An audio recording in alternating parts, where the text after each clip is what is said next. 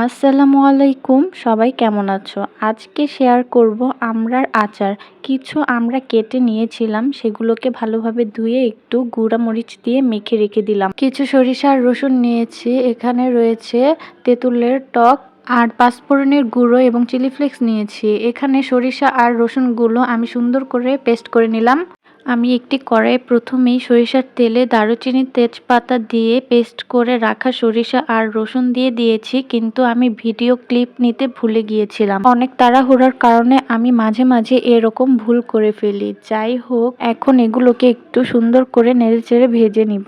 এরপর এর মধ্যে সামান্য পরিমাণে হলুদের গুঁড়ো দিয়ে দিয়েছি যেন কালারটা সুন্দর আসে। এরপর আবার কিছুক্ষণ নেড়েচেড়ে নিলাম। এবারে আমি আমড়াগুলোকে দিয়ে দিলাম আর কিছুক্ষণ নেড়েচেড়ে নিলাম। এবার পরিমাণ মতো চিনিও দিয়ে দিয়েছি। এখন চিনিগুলোকে ভালোভাবে মিশিয়ে নিব। তেঁতুলের টকগুলো দিয়ে দিয়েছি। এই তেঁতুলের টকের কারণে আমড়ার আচারের স্বাদ আরও বেড়ে যায়, খেতেও খুব ভালো লাগে। সামান্য পরিমাণে লবণও কিন্তু অ্যাড করলাম।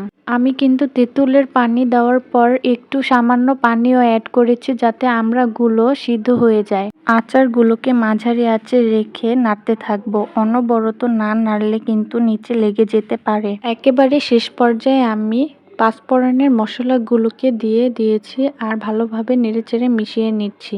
অ্যাট লাস্ট আমি চিলি ফ্লেক্সও দিয়ে দিলাম। এই তো হয়ে গিয়েছে আমড়ার আচার। আর আচারের কালারটা দেখো, মাশাআল্লাহ কত সুন্দর এসেছে। ভালো লাগলে লাইক, কমেন্ট অ্যান্ড শেয়ার করে দিও। আল্লাহ হাফেজ।